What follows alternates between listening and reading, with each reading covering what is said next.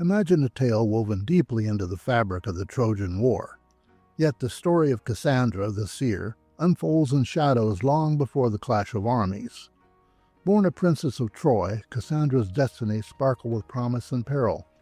Daughter of the mighty King Priam and Queen Hecuba. Her beauty was legendary, but in the world of Greek myths, it entangled her fate with divine desire. Unusually, it was not Zeus who became enamored, but the god Apollo, drawn irresistibly to his devoted priestess. What followed was a twist of fate that would mark her story forever. If you've seen my previous video on the legend of Medusa, you know how badly such divine intention usually works out for the hapless mortal woman involved. Either Cassandra was well aware of the risks associated with such a relationship, or she simply wasn't into him, or possibly both.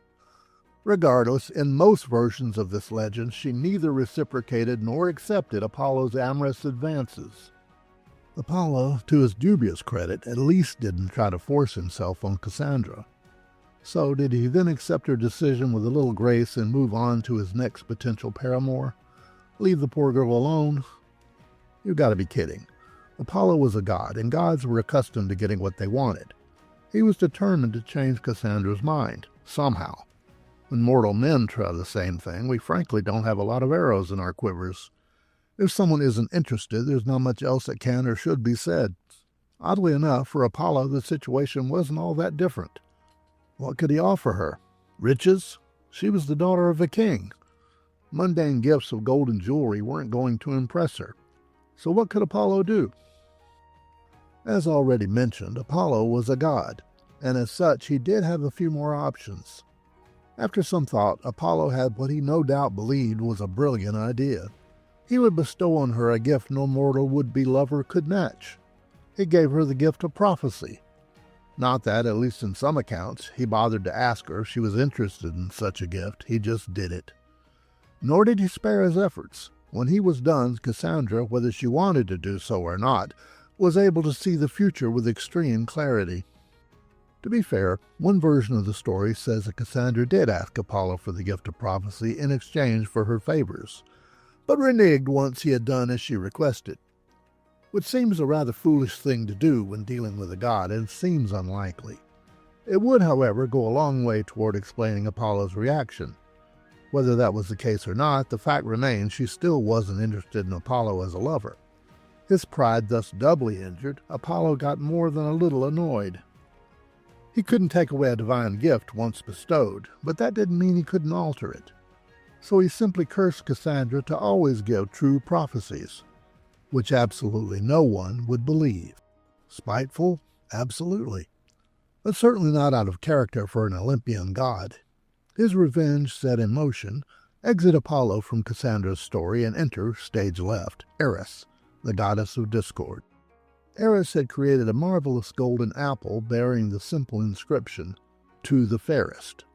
At once, the goddesses Athena, Hera, and Aphrodite all said, probably in unison, "That belongs to me." While Eris no doubt just smiled and settled back with some popcorn to enjoy the fun. Finally realizing their bickering among themselves was getting them nowhere, the goddesses decided they needed an impartial judge to decide who got the apple. Unfortunately for him, Paris, Prince of Troy and one of Cassandra's brothers, was nearby tending to his sheep.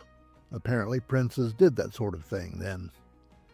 The goddesses showed themselves and demanded he decide which one of them was the most beautiful. Now Paris wasn't a complete fool. He understood no matter what he decided, he would have two angry goddesses to deal with. Trying to stall, he asked to be able to sleep on his big decision, which was granted. Well, so much for that impartial judge thing. That night, each of the goddesses came to Paris and offered him a bribe to decide in her favor. Hera offered him political power. Athena offered him wisdom and skill in battle. Aphrodite, however, offered him the love of the most beautiful woman in the world, Helen of Sparta.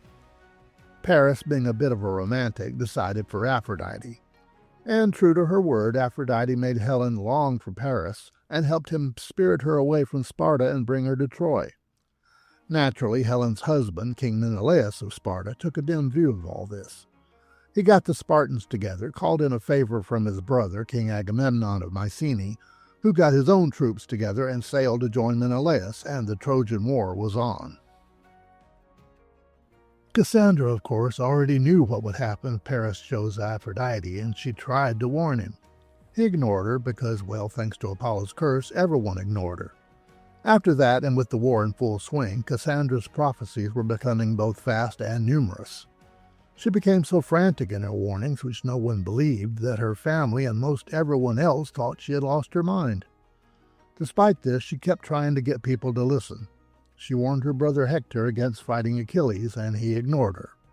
When the famous Trojan Horse appeared at the gates of Troy, she tried to warn her father, King Priam, and anyone who would listen, that it was a really bad idea to bring that thing inside their walls. No one did listen, and they did bring the horse full of enemy warriors inside the gates, which sealed Troy's fate as the city fell to the Greeks and most of Cassandra's family were slain, just as she had foreseen. Cassandra took refuge in the Temple of Athena, but there was no sanctuary there. She was discovered by the Greek warrior Ajax the Lesser and brutally violated. Oddly enough, and unlike the case where something similar happened to the priestess Medusa in another legend, Athena didn't blame the victim. For Ajax's sacrilege, she persuaded Poseidon to summon a wind that smashed and scattered the Greek fleet, and so a lot of them who survived the war still never made it home. As for Cassandra, she was taken as a war prize and given to King Agamemnon as a concubine, who, after some difficulty, carried her back to Mycenae, which also turned out exactly as Cassandra had foreseen. Before the war, Agamemnon had managed to offend the goddess Artemis, who had calmed the winds so the Mycenaean fleet couldn't sail to Troy. To appease the goddess and come to his brother's aid, Agamemnon had been forced to sacrifice his virgin daughter Iphigenia. This had enraged her mother, Queen Clytemnestra, so much so that in Agamemnon's absence she had taken a lover, and together they plotted against him. As soon as he returned with Cassandra, she and her lover had them both eliminated. Of course, Cassandra had predicted this as well, but like everyone else, Agamemnon didn't listen. So Apollo got his final revenge on the girl who turned him down, and her story ends. There's probably a point to be made here about power imbalances in a relationship, but if the story itself doesn't do that, there's no more that I can say. After all, would anyone listen?